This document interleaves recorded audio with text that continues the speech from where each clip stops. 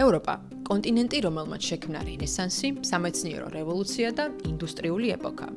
და ვინჩი, მოცარტი, გალილეო გალილეი, ნიუტონი, აინშტაინი და მრავალი სხვა. ეს იყო ადგილი, რომელიც მსოფლიო ცვლილებებს განაგებდა. მაგრამ ეს ყველაფერი დღეს თითქოს უკვე რომანტიზებული წარსულია. ევროპა კვლავ მდიდარია, კვლავ ლამაზია, მაგრამ ვეღარ ადგენს თითქოს თამაშის წესებს. და რა მოხდა? როგორ იქცა კონტინენტი, რომელსაც ჰქონდა ცხოვრების ერთ-ერთი უმაღლესი სტანდარტი, ძლიერი ინდუსტრია და ინტელექტუალური უპირატესობა, გლობალურ არენაზე მეორე ხარისხოვან მოთამაშედ. ეს ვიდეო სწორედ ამ კითხვაზე პასუხის ძიებაა და თუ ჯერ არ ხარ გამომწერი, ახლა საუკეთესო დროა ამისთვის. მე ვარ ქეთევან ჭინჭარაძე და ეს არის დამოუკიდებელი ანალიტიკური ინიციატივა ცნობისთვის. 2008 წელს ევროკავშირის და შეერთებული შტატების ეკონომიკა თითქმის ერთი მოცულობის იყო. მეტიც, ევროპა ოდნავ უსწრებდა კიდეც შეერთებულ შტატებს. მაგრამ თუ მსოფლიო ბანკს დაუჯერებთ 2008 წლიდან 2023 წლამდე, ევროკავშირის მთლიანი შიდა პროდუქტი მხოლოდ 13.5%-ით გაიზარდა და დაახლოებით 16 ტრილიონიდან 18 ტრილიონ დოლარს გადააჭარბა. ახლა შევხედოთ შეერთებულ შტატებს, რომელმაც იგივე პერიოდში 87%-იან ზრდას მიაღწია და მაშინდელი 15 ტრილიონიანი ეკონომიკა დღეს 27 ტრილიონ დოლარს აღემატება. წარმოიდგინეთ, ამერიკასა და ევროკავშირს შორის სხვაობა 2 იაპონიის ეკონომიკას უტოლდება, რომელიც მსოფლიოში სიდიდით მეოთხე ეკონომიკაა. შეგახსენებთ, რომ 2008 წელს მსოფლიოში იყო ფინანსური კრიზისი და ამ დროს მიღებულმა გადაწყვეტილებებმა დიდი როლი ითამაშეს ქვეყნების განვითარებაში. მაშინ ქვეყნებს ჰქონდათ არჩევანი. ან სტიმულირების გზით გაეაქტიურებინათ ეკონომიკა და ზრდაში ჩაედოთ ინვესტიცია, ან გამკაცრებული ფისკალური პოლიტიკით შეემცირებინათ სამთავრობო დანახარჯები და გაეზარდათ საშემოსავლო გადასახადები. შეერთებულმა შტატებმა და ჩინეთმა სტიმულირების გზა აირჩიეს, ევროპამ კი მკაცრი ეკონომიკა. და ბევრი ექსპერტის შეფასებით, სწორედ ამ გადაწყვეტილებამ გამოიწვია ეკონომიკური თვითსაბოტაჟი ევროპისთვის, რომელმაც მისი ზრდის პოტენციალი წლების განმავლობაში შეაფერხა. მაგრამ ეს კიდევ უფრო კომპლექსური თემაა და ამის პარალელურად წავიდა სხვა შიდა პროცესებიც, რამაც ევროპის გეოეკონომიკური გავლენა შეამცირა.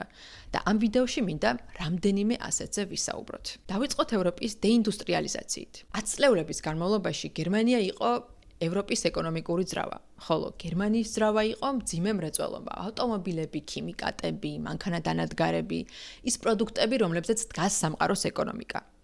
გერმანულ წარმატებას კი განაპირობებდა შემდეგი სამკუთხედი.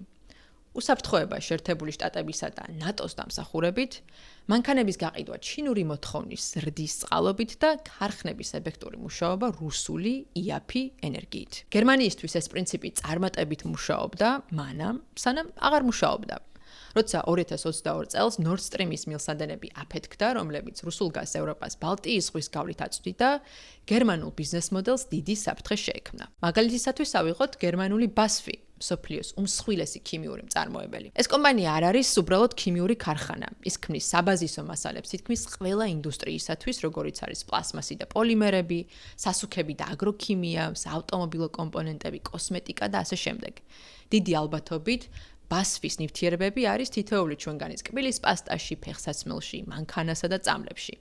2024 წელს კი კომპანია მიიღო გადაწყვეტილება, რომელსაც ყველა გერმანელი პოლიტიკოსი უნდა შეეშფოთებინა. BASF ხურავდა ძირითად საწარმო ხაზებს გერმანიაში და რატომ? იმიტომ, რომ ქიმიური წარმოება მოითხოვს უზარმაზარ ენერგიას. რუსული გაზის დაკარგვისა და მწვანე ენერგიის პოპულარიზაციის ფონზე კი ელექტროენერგიისა და გაზის ფასები ისე გაიზარდა, რომ ბიზნესის წარმოება ნაკლებად მომგებიანი გახდა გერმანიაში. ამიტომ კომპანიამ გადაწყვიტა 10 მილიარდი დოლარი ჩაედო ჩინეთში ახალი მეგა ქარხნის მშენებლობაში. დღეს კი გერმანიის სამრეწველო წარმოება COVID-ის პანდემიის ლოკდაუნების შემდეგ ყველაზე დაბალ ნიშნულზეა. ანუ რა გამოვიდა? ქვეყანა, რომელიც ამაყობს გარემოს დაცვის სტანდარტებით, ისეთ პირობებს უქმნის საკუთარ კომპანიებს, რომ ისინი გადადიან ჩინეთში, სადაც კვლავ მასობრივად გამოიყენებენ ქვანახშირსა და რუსულ გაზს. უნდა აღინიშნოს, რომ გერმანიამ და ზოგადად ევროპამ მწვანე ენერგიის ხარჯზე მართლაც შეამცირა ემისიები, დაახლოებით 40%-ით 1990-იან წლებთან შედარებით. მაგრამ ეს მაშინ, როცა დანარჩენი მსოფლიო ისევ აგრძელებს გარემოს დაბინძურებას. და თან ჩნდება ეთიკური დილემაც. რამდენად ეკოლოგიურად სუფთა ქვეყნად შეიძლება ჩაითვალოს გერმანია, თუ გერმანული კომპანიები აგრძელებენ გარემოს დაბინძურებას, მაგრამ ჩინეთიდან. ამაზე თქვენი აზრი მაინტერესებს და გამიზიარეთ კომენტარებში. თუ ვიდეოს ჯერ კიდევ უყურებ, ესე იგი ფაქტებზე დაფუძნებული გეოპოლიტიკური ანალიზი სწორედ შენთვისაა. ამიტომ გამოიწერე არხი ცნობისთვის, რათა სულ უფრო და უფრო უკეთესი კონტენტი შემოგთავაზოთ. საქართველოში ხშირად გვესმის, რომ ევროპის ქვეყნებში პენსია საკმაოდ მაღალია და ხანდაზმული ადამიანები საკმაოდ ბედნიერად ცხოვრობენ. ეს რასაკვირველია ჩვენთვისაც ასურველი რეალობაა, მაგრამ ამას აქვს თავისი ეკონომიკური მხარეც. ევროკავშირი ისევე როგორც საქართველო დემოგრაფიული კრიზისის წინაშეა, რაც იმას ნიშნავს, რომ მოსახლეობა ბერდება, მაშინ როცა შობადობა იკლებს. თვითონ ევროკავშირი ვარაუდობს, რომ 2050 წლისათვის ევროპის მოსახლეობა 14%-ით შემცირდება. რას ნიშნავს ეს ეკონომიკურად? ხანდაზმული ადამიანები პენსიას იღებენ საშემოსავლო გადასახადებიდან. ანუ ეს არის სახელმწიფოსა და მოქალაქეების ფული.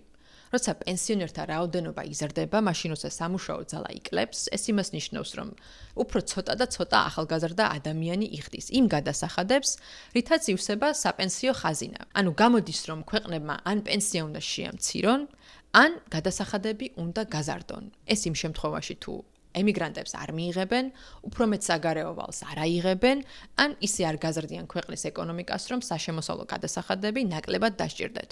მაგალითად, არაბეთის გაერთიანებულ საამიროებში სულ არ არის საშემოსავლო გადასახადი საჭირო, იმდენად მდიდარია ქვეყანა. მაგრამ ევროპის ეკონომიკა ვითარდება ნელა და მნიშვნელოვანი რეფორმების გარეშე ეკონომიკური ბუმი, რთული ამოცანა იქნება, თუმცა ამ საკითხს მოგვიანებით დაუბრუნდებით, ამიტომ აუცილებლად ბოლომდე დარჩით ჩვენთან ერთად. მანამდე ამას შევხედოთ პოლიტიკური კუთხით. თუ მოსახლეობის დიდი ნაწილი ბერდება, ეს იმას ნიშნავს, რომ საარჩევნო უმრავლესობაც პენსიონერების ან საპენსიო ასაკთან ახლოს მყოფი მოქალაქეების ხელშია. ამიტომ ვერც ერთი პოლიტიკოსი ვერ ააგებს კამპანიას პენსიების შემცირების დაპირებით. ეს უბრალოდ მათემატიკურად არის წამგებიანი.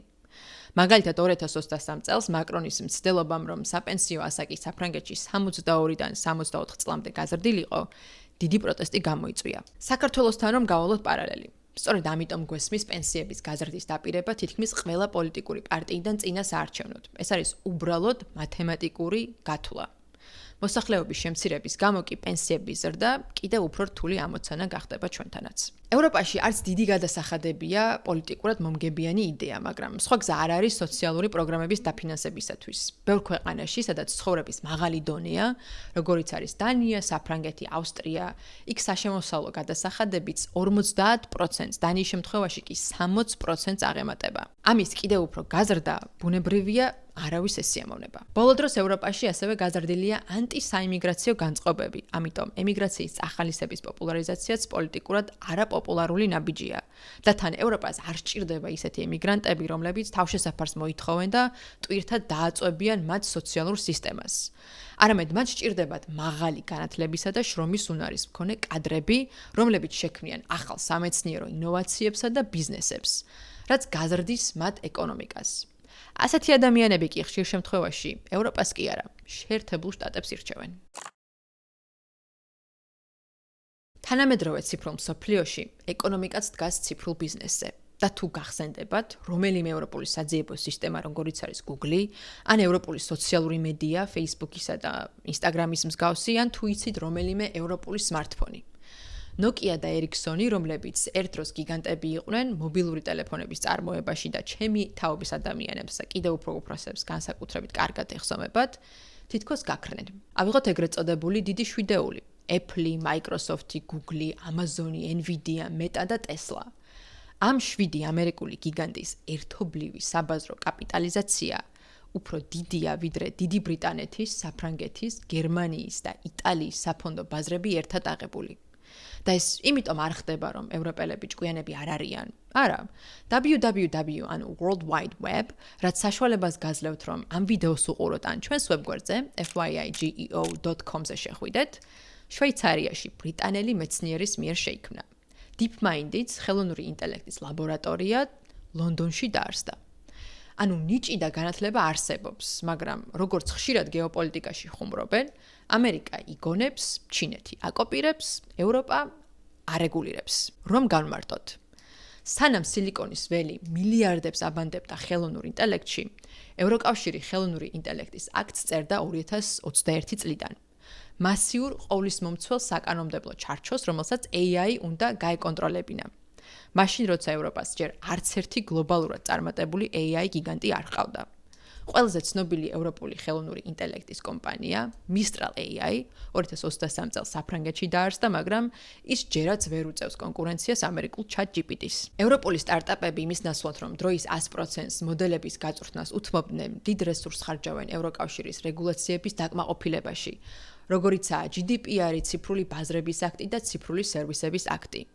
ეს რეგულაციები მოქალაქეების პირად უფლებებს იცავს, მაგრამ ამავდროულად ბიუროკრატიას უმატებს კომპანიებს, ზრდის მათ ხარჯებს და დროში აფერხებს ინოვაციებს. სილიკონის ველზე კი კონგრესის კანონებზე არ დარდობენ, რადგან ზოგადი განწყობა ისეთია, რომ ტექნოლოგია კანონმდებლობაზე უფრო სწრაფად ვითარდება და მათ ბიუროკრატია ვერ დაეწევათ. ამასთან ერთად, როცა კომპანიას იწყებს შეერთებულ შტატებში, პირდაპირ წვდომა გაქვს 340 მილიონ მომხმარებელზე, რომლებიც ერთ ენაზე საუბრობენ, იყენებენ მსოფლიო ვალუტას და დაახლოებით ერთნაირი ბიზნეს კანონები აქვთ. ხოლო თუ მაგალითად კომპანიას იწყებს საფრანგეთში, შვენიერია, მაგრამ გერმანიაში გასაფართოებლად უნდა თარგმნო ყველაფერი, დაიქირავო გერმანელი იურისტები, გერმანული შრომის კანონმდებლობის გასავლელად და სრულიად სხვა საგადასახადო სისტემას გაუმკლავდე. შემდეგ იგივე უნდა გაიმეორო იტალიაში, ესპანეთში, პოლონეთში და ასე შემდეგ. ეს ფრაგმენტაცია კი დამატებითი წინაღობაა ევროპული ტექნოლოგიური კომპანიების გასაფართოებლად. ამიტომ ნახეთ რა ხდება. ბრიტანული DeepMind იყიდა Google-მა, ესტონური Skype იყიდა Microsoft-მა, ხოლო ჰოლანდიური Booking.com ამერიკული ჰოლდინგის საკუთრებაა. ანუ თითქოს ევროპა გადაიქცა ამერიკული კორპორაციების ინკუბატორად. ტალანტი, რომელსაც ევროპა ზრდის, შემდეგ ამერიკა ისრუტავს. ამიტომ დღეს მომავალი შენდება სან-ფრანცისკოსა და შენჟენში.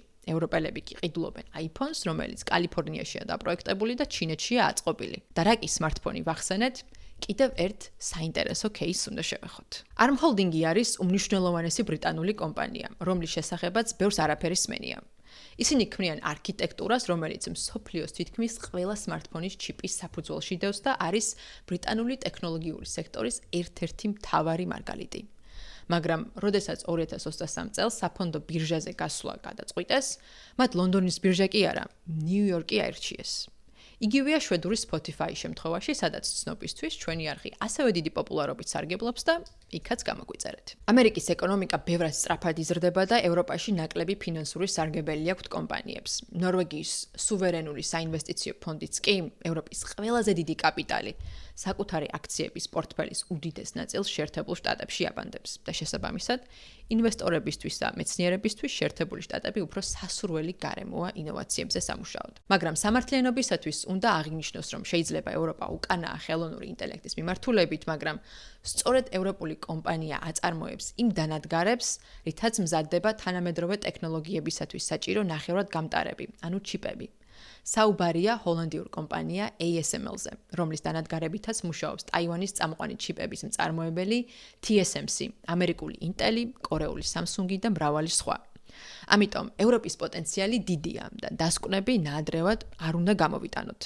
გამოწვევები ბევრია, მაგრამ ევროპა მაინც რჩება ერთ-ერთ ყველაზე წარმატებულ ცივილიზაციად მსოფლიოში, მაღალი საცხოვრებელი სტანდარტით და განვითარების დიდი ისტორიით, რომელიც ასე უცებ ვერ გაქრება. და ამასთან არ უნდა დაგვავიწყდეს, რომ საქართველო ევროკავშირის ყველაზე ღარიბ ქვეყნებზეც კი ბევრად ღარიბია. ახლა ევროპის მთავარი ამოცანაა მინუსების დანახვა და მათი გამოსწორების გზების დასახვა, რაზეც მუშაობა უკვე დაწყებულია. In this new geopolitical environment, Europe has to become a geopolitical power. It's ongoing, but we have to accelerate. ისე არ არის, რომ ევროპა გულხელდაკრეფილი ზის და უყურებს ჩინეთისა და შეერთებული შტატების რბოლას ინოვაციებისათვის. გასულ წელს ევროკავშირმა შეიმუშავა InvestAI ინიციატივა, რომლის მიზანიც 200 მილიარდი ევროს ინვესტიციის მოზიდვაა ხელოვნური ინტელექტის სფეროში.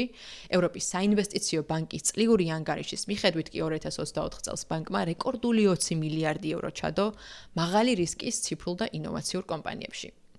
ქვეყნები ნელ-ნელა ზრდიან თავდაცვის ბიუჯეტსაც. ამიტომ დაველოდოთ მოვლენების განვითარებას, მანამდე კი კომენტარებში გამიზიარეთ თქვენი აზრი. მოახერხებს თუ არა ევროპა გეოპოლიტიკური იმიჯის რეაბილიტაციას და ეკონომიკურ დაწინაურებას ტექნოლოგიური ინოვაციების ხარჯზე. მსოფლიოში მოვლენები სწრაფად ვითარდება და როგორ უნდა ამოარჩიოთ ამდენ ინფორმაციაში თქვენთვის საინტერესო ამბები. ამისათვის უნდა ეწვიოთ ჩვენს ინტეგრირებულ ვებგვერდს fyigeo.com, სადაც ჩვენი საძიებო სისტემით ერთ სივრცეში შეგიძლიათ იპოვოთ ვიდეოც, სტატიაც და აუდიო ვერსიაც თქვენთვის სასურველ თემაზე. უფრო მრავალფეროვანი კონტენტისთვის კი გამომყევით Instagram-ზე, TikTok-ზე, Spotify-ზე და ახლა უკვე Facebook-ზე. მისამართი ყველგან იგივეა: FYI, ანუ ცნობისთვის ინგლისურად შემოკლებით და GEO, საქართველოსა და გეოპოლიტიკის შემოკლება. მადლობა ერთგულ მაყურებელს, არ დაგავიწყდეთ არხის გამოწერა ამ ღილაკზე დაჭერით, მე კი ამ ვიდეოში შეგხვდებით.